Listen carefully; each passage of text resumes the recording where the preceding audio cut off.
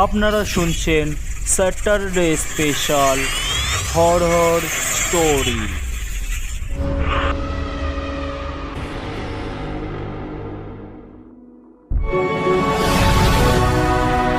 রোমাঞ্চকর কাহিনী নিয়ে সাজানো এই গল্প সুনীল গঙ্গোপাধ্যায়ের রাজবাড়ির রহস্য, কণ্ঠপাতে গোপীনাথ।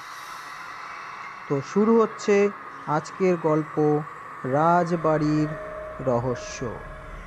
কেওনঝড়ের রাজবাড়িতে এসেছেন কাকাবাবু, সঙ্গে দেবলীনার ওপর বাড়ির এমন অদ্ভুত প্রভাব কেন পড়ছে জানতে কাকাবাবু তাকে হিপনোটাইজ করেন।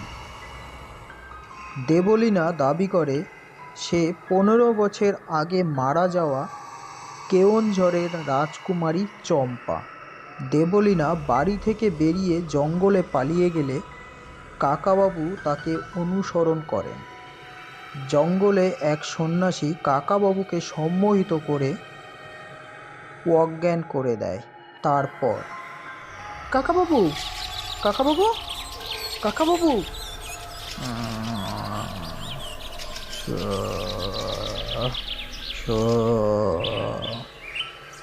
শান্তু। কাকাবাবু, দেবলীনা কোথায়? দেবলীনা কে? শৈবাল দত্তর মেয়ে। সে এখানে কি করে আসবে? তুমি তো তার সঙ্গে এখানে এলে। এলে মানে? আমি আমি কোথায়? তুমি কেওনঝড়ের রাজবাড়িতে। তুমি আর দেবলীনা এখানে এসেছো 3 দিন আগে। 3 দিন? হ্যাঁ, না না না না না, 2 দিন। না না, 3 দিন। আমি আর জোজো আজকে বাসে পৌঁছেছি।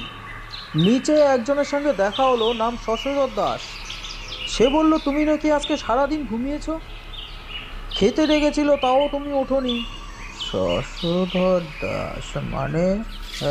মানে ওই শশা বাবু। জোজো, এই জোজো। জোজো টসাতে ঘরে ঢুকলো। আরে বাস, এ তো একদম সেই পুরানো হাবিলি রে সন্তু। নিচে ওই লোকটাকে বলতো 1 কাপ কড়া করে কফি বানিয়ে আনতে। আচ্ছা আচ্ছা, বলছি।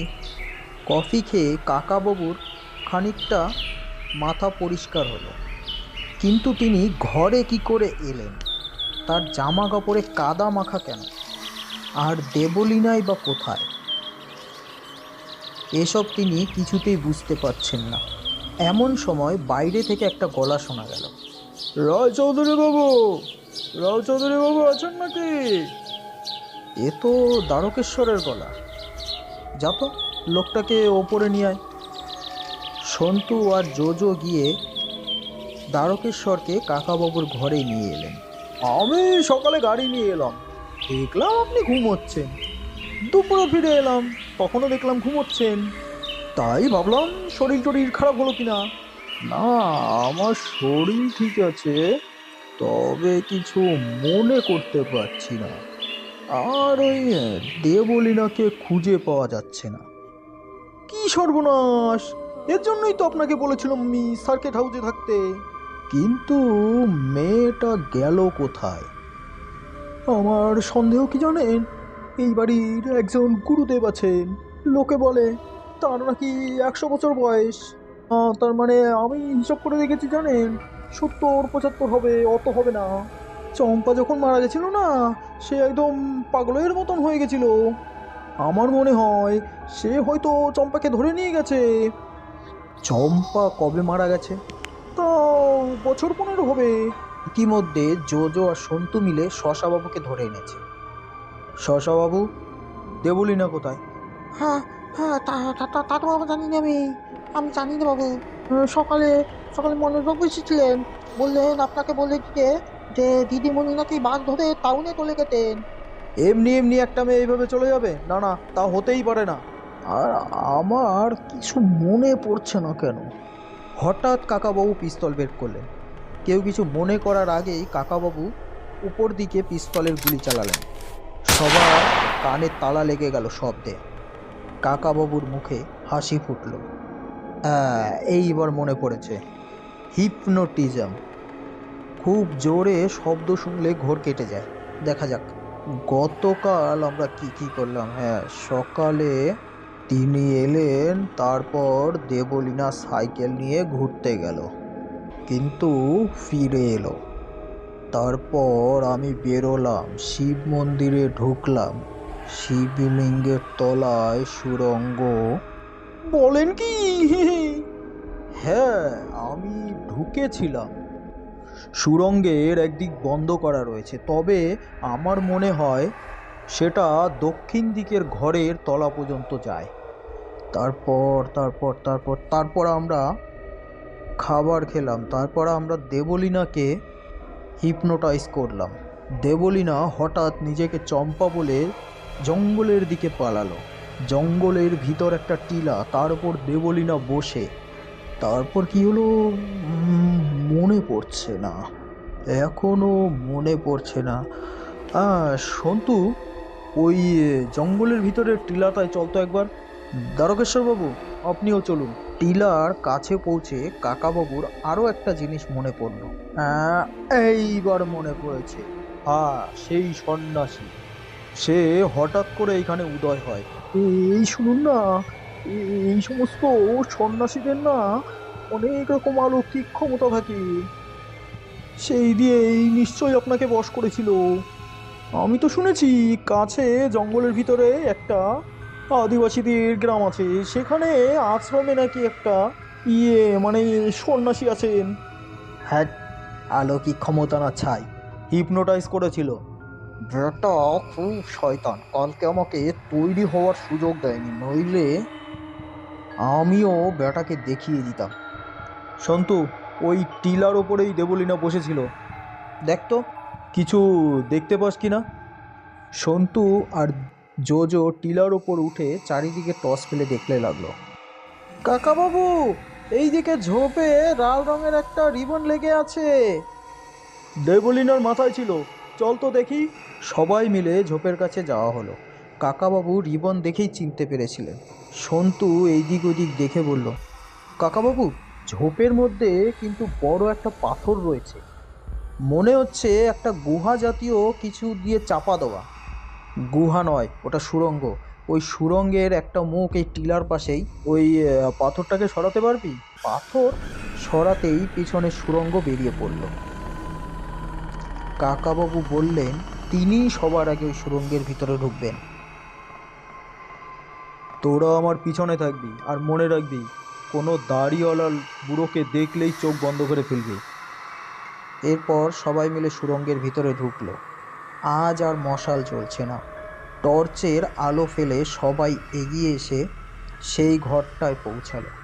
কাকাবাবু দেখলেন সেখানে মাটিতে একটা ত্রিশূল পোতা, তার পাশে কিছু পোড়া ধূপ, আতপ চাল, এক হাঁড়ি দই, অনেকগুলো টাটকা জবা ফুল, একটা প্রদীপ আর একটা আস্ত কাতলা মাছ।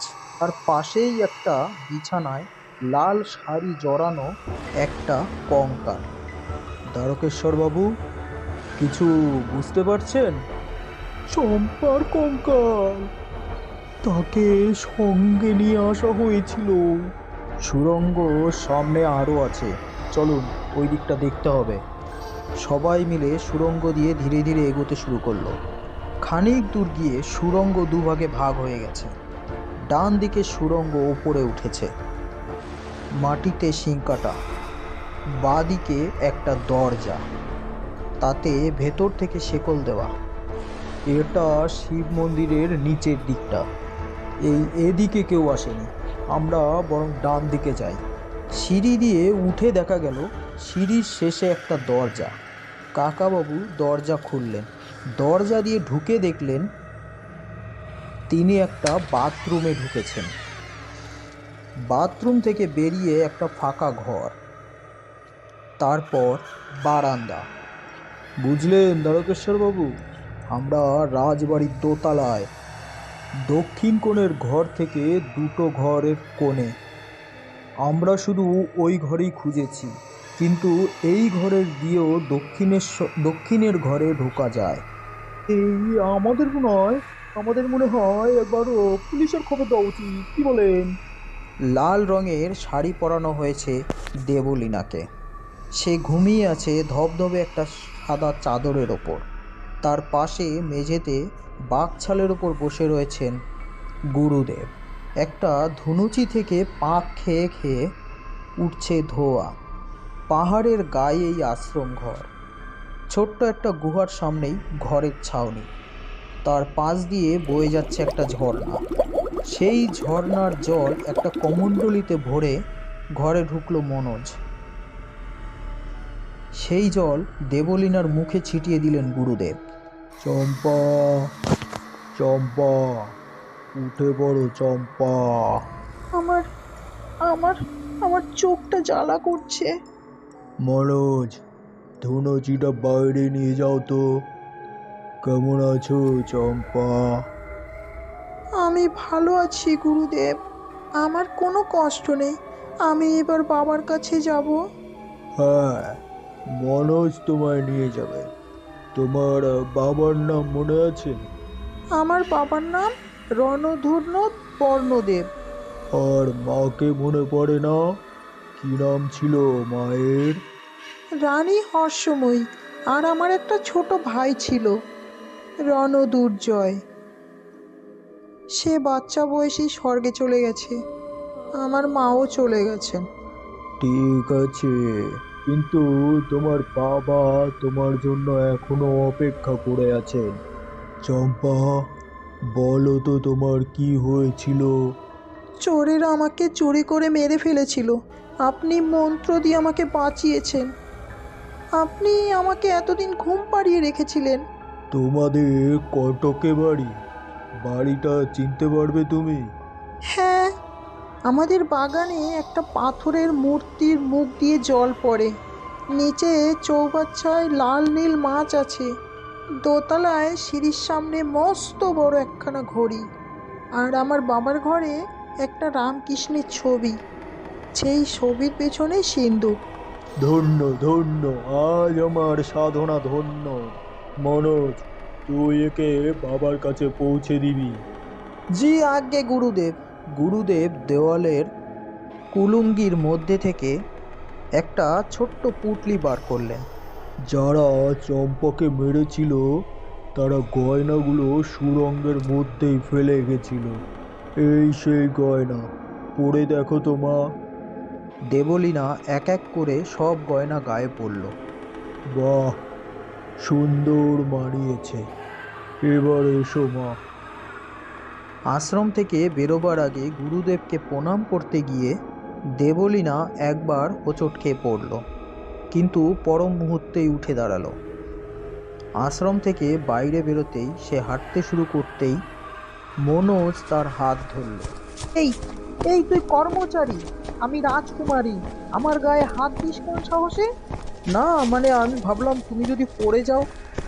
মানে রাজকুমারী, বলছিলাম তো কটক অনেক দূর, আর যাওয়ার জন্য একটা ভাড়া গাড়ি রয়েছে। কি? ভাড়া গাড়ি? ভাড়া গাড়ি করে আমি যাব না। আমার বাবার গাড়ি নিয়ে আয়। তোমার বাবার এখন আর কোনো গাড়ি নেই, আর এই গাড়িতেই যেতে হবে।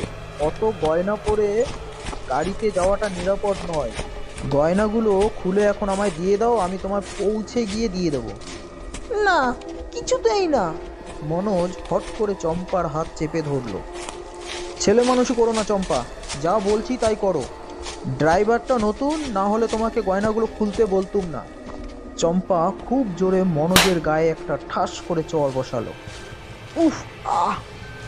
নিজের হাত টেনে নিয়ে বলল, তোর এত সাহস! বলেছি না আমার গায়ে হাত দিবি না। মনোজ নিজের গালে হাত বুলাতে বুলাতে হতবাক হয়ে চেয়ে রইল কয়েক পলক। চম্পা কিংবা দেবলীনা নরম স্বভাবের মেয়ে। এই মেয়ে যে তাকে এত জোরে চড় মারতে পারে সে কথা কল্পনাই করতে পারেনি। কিন্তু চড় খেয়ে তার মাথায় রাগ চড়ে গেছে। দেখো মেয়ে, আমার সঙ্গে কিন্তু বেশি চালাকি করো না। আমার জন্যই তুমি রাজকুমারী হতে চলেছ। এরপর তুমি মহা সুখে থাকবে। চম্পার দু চোখে যেন আগুন জ্বলে উঠল। দাঁতে দাঁত ঘেঁষে বলল, দেখ মনোজ, আমি কে তুই জানিস? আমি 15 বছর আগে মরে গিয়ে ভূত হয়েছিলাম, আর এখন অন্য একটা মেয়ের শরীরে ঢুকে পড়েছি। ফের যদি আমার গায়ে হাত দিস তুই, আমি তোর চোখ খুবলে নেব, তোর রক্ত চষে খাবো। কি? তুমি আমাকে ভয় দেখাচ্ছ? আমি গুরুদেবের চেলা, আমি অত সহজে ভয় পাই না। তুই আমাকে মারবি? মার তো দেখি তোর কত ক্ষমতা। আমার গায়ে মারলেই তার গুরুদেবের গায়ে লাগবে, তুই জানিস?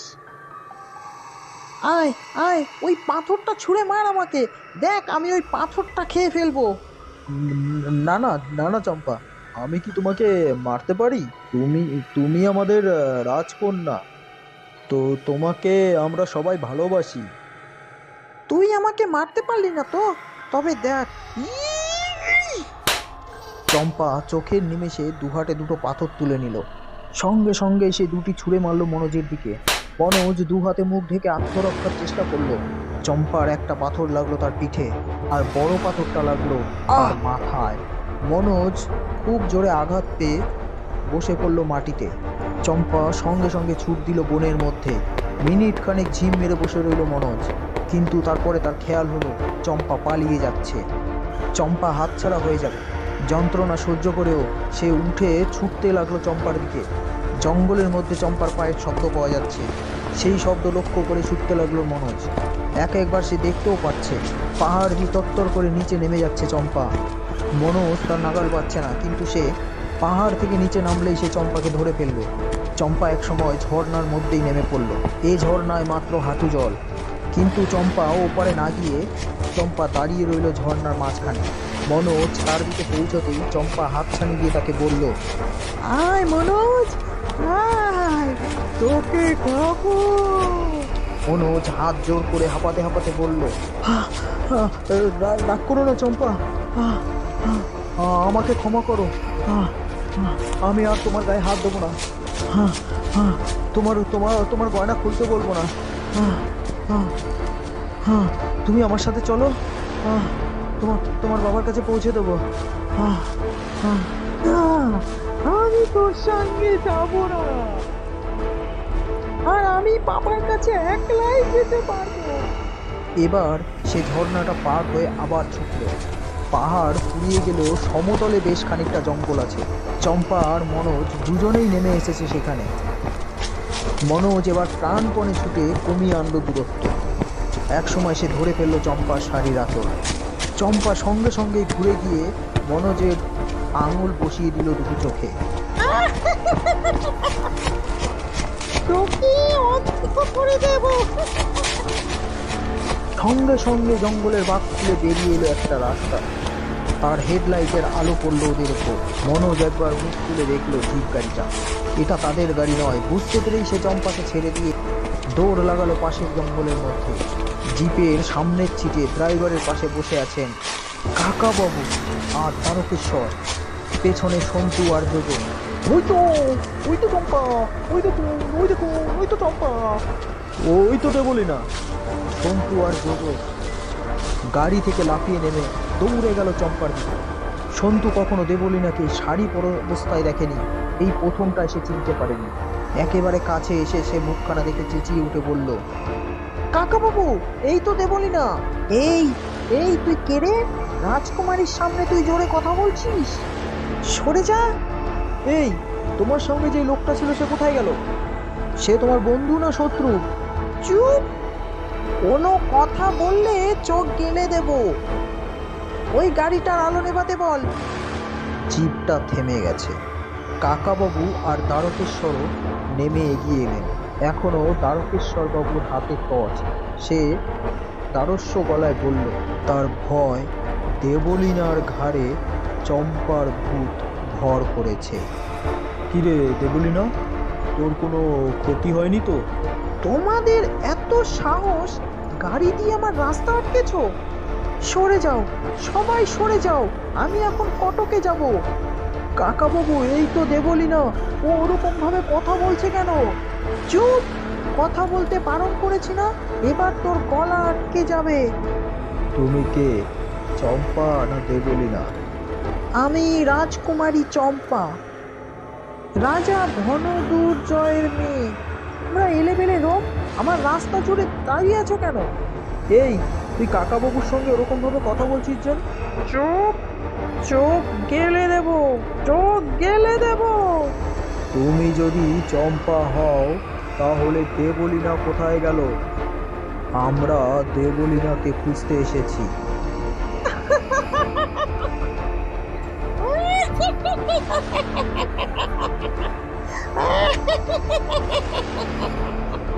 গুরুদেবের আশ্রমের দরজাটা ঠেলে ঢুকলেন কাকাবাবু। ভেতরে মশাল জ্বলছে, বাকছালের ওপর বসে আছেন গুটিসুটি হয়ে গুরুদেব। তার সবেমাত্র তন্দ্রা এসেছে, তিনি এখনো ঘুমননি। কাকাবাবুর পায়ের শব্দ পেয়ে চোখ না খুলেই বললেন, ওরে জমলু, এবার মশালটা নিভিয়ে দিয়ে যা। জমলু এখানে নেই, আমার নাম রাজা রায় চৌধুরী। সন্ন্যাসী ঠাকুর, আপনার সাথে আমি দু একটা কথা বলতে এলাম। গুরুদেব তাড়াতাড়ি উঠে পড়ল। কাকাবাবু ও ক্রাস দুটো দেওয়ালের গায়ে হেলান দিয়ে দেখে হাঁটু গেড়ে বসলেন গুরুদেবের সামনে। তুই আবার এখানে এসেছিস? তুই কি এবার মরতে চাস? না সন্ন্যাসী বাবা, আমার মরার জন্য তাড়াহুড়ো নেই, কোনো এক সময় মরলেই হবে। এখন আপনার সঙ্গে কিছু কথা বলতে চাই। তুই যা, তুই যা, যা, তুই ভুলে যা, সব কিছু ভুলে যা, ভুলে যা। আমি যাব না, আমি যাব না। তুমি সন্ন্যাসী, আমার সব প্রশ্নের উত্তর দেবে, উত্তর দেবে। দুজনেই হাত তুলে পরস্পরের দিকে তীব্র দৃষ্টিতে চেয়ে রইলেন কিছুক্ষণ। দুজনেই সম্পূর্ণ মনের জোর নিয়ে এসেছেন চোখে, কেউ কাউকে টলাতে পারলেন না। তুই কি করতে চাইছো তা আমি বুঝেছি। শোনো বৎস, দুনিয়ায় এমন কারো শক্তি নেই যে আমাকে সম্মোহিত করতে পারবে।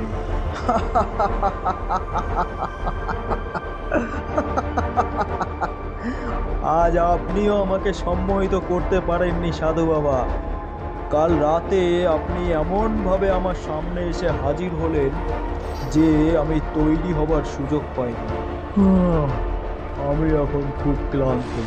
আমি চম্পাকে জাগাবার জন্য খুব পরিশ্রম করেছি, দীর্ঘায়ু ক্ষয় করেছি, তাই এখন আমি দুর্বল হয়ে আছি।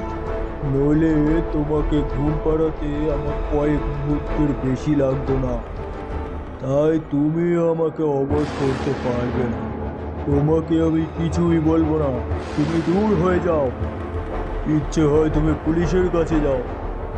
আপনি হঠাৎ পুলিশের কথা বললেন কেন? তার মানে আপনি কিছু অন্যায় করেছেন তা স্বীকার করছেন? আপনি সাধু বেশি এক পাপী। অন্যায়? তুমি নেমখারাম, অকৃতজ্ঞ।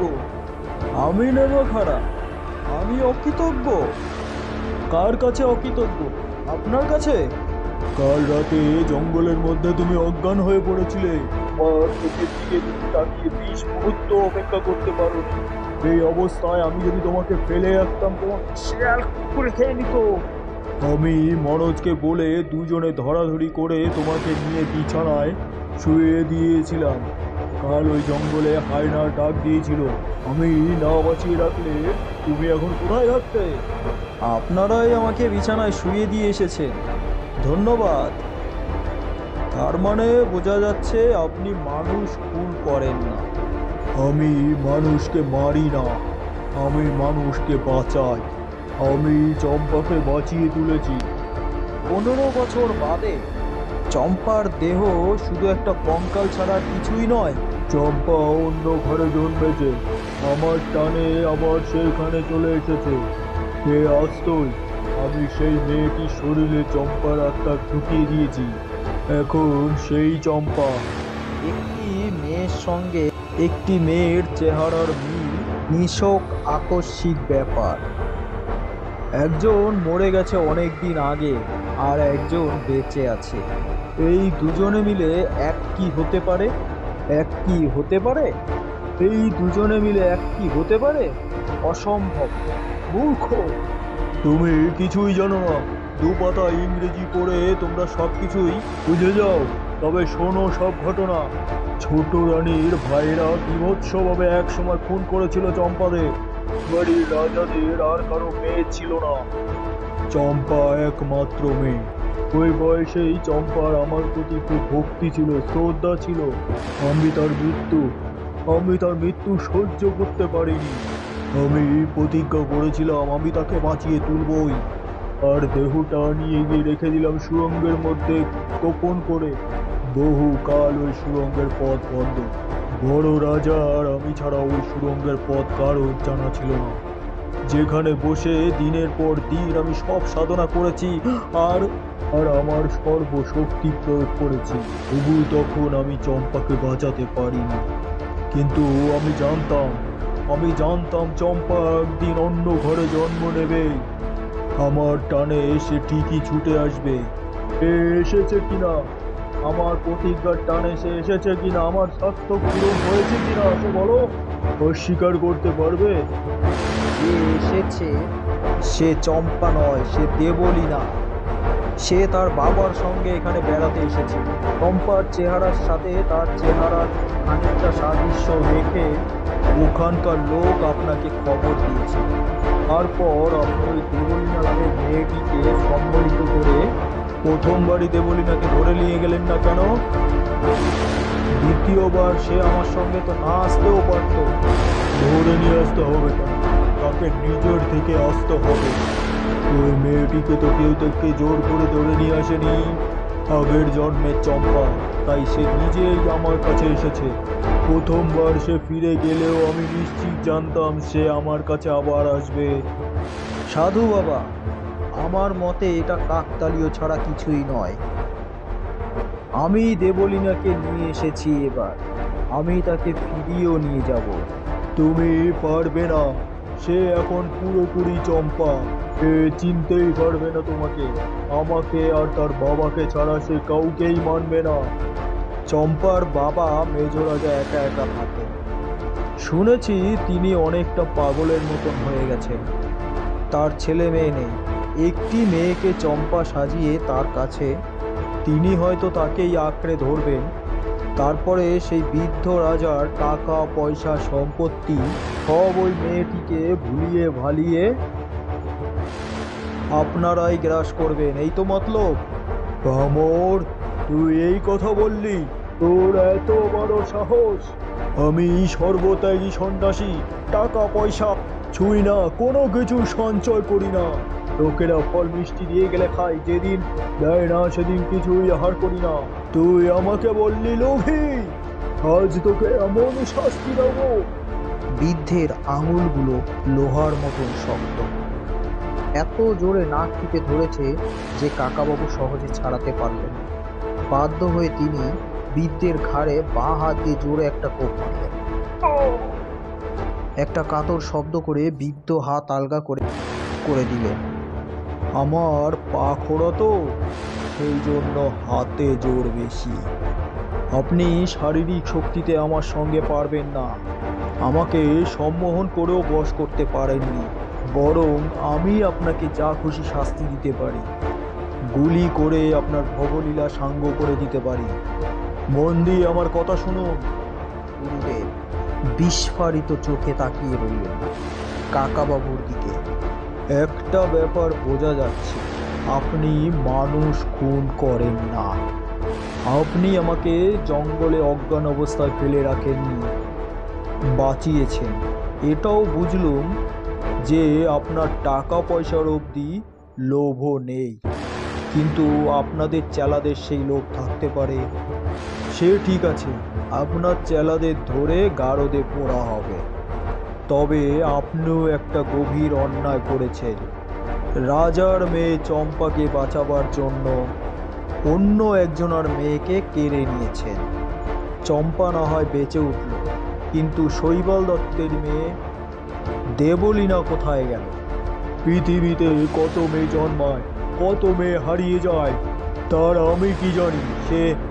এই জন্য আমার কোনো দায়িত্ব নেই। আমার চম্পা ফিরে এসেছে, আমি তাকে পূর্ণ স্মৃতি ফিরিয়ে দিয়েছি। ব্যাস, আমার প্রতিজ্ঞা পূর্ণ হয়েছে। সাধু বাবা, রাজার কাছে তার মেয়ে যেমন প্রিয়, একজন সাধারণ মানুষের কাছেও তো তার মেয়ে সমান প্রিয়। একজন বাবার কাছ থেকে তার মেয়েকে কেড়ে নিয়ে অন্য একজন বাবাকে ফেরত দেবেন, এ কেমন কেমন কথা? এটা ঘোর অন্যায় নয়? তোমার ন্যায় অন্যায় তোমার কাছেই থাক। আমি জানি চম্পা আবার জন্মেছে। যারই মেয়ে হোক, আবার পুরোপুরি চম্পা হয়ে গেছে। আমি তাকে মন্ত্র দিয়েছি, পৃথিবীতে কোনো শক্তি নেই ওই মেয়েকে আবার দেহর থেকে চম্পাকে বার করে আনতে পারবে। ও এরপর থেকে চম্পাই থেকে যাবে? অবশ্যই, অবশ্যই। তোমার পুলিশ, আদালত, যেখানে ইচ্ছে নিয়ে যাও তুমি, ও নিজেকে চম্পাই বলবে। চম্পার সব লক্ষণ ও চেহারায় মুখে সবকিছুই ফুটে থাক।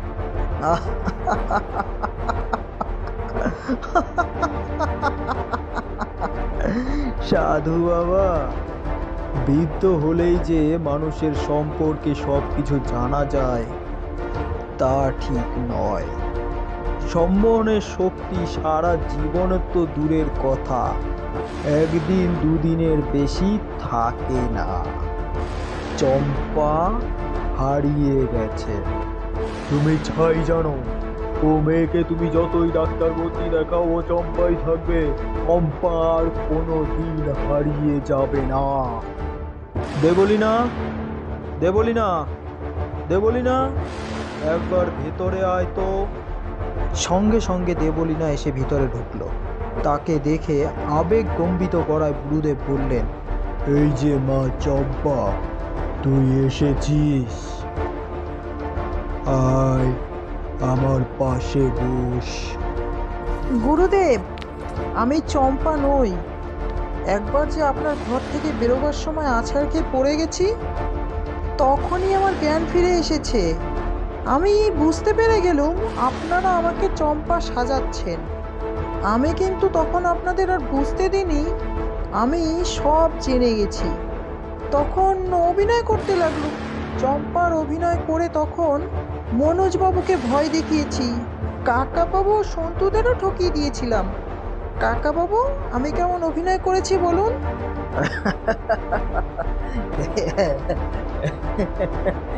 একেবারে পাকা অভিনেত্রী। প্রথমটায় আমিও বুঝতে পারিনি তুই তুই চম্পা নোস। এই লোকটা তোকে চম্পা চম্পা ফিরে আনো। আপনি আবার ওকে সম্মোহিত করার চেষ্টা করবেন না, তাতে কোনো লাভও হবে না।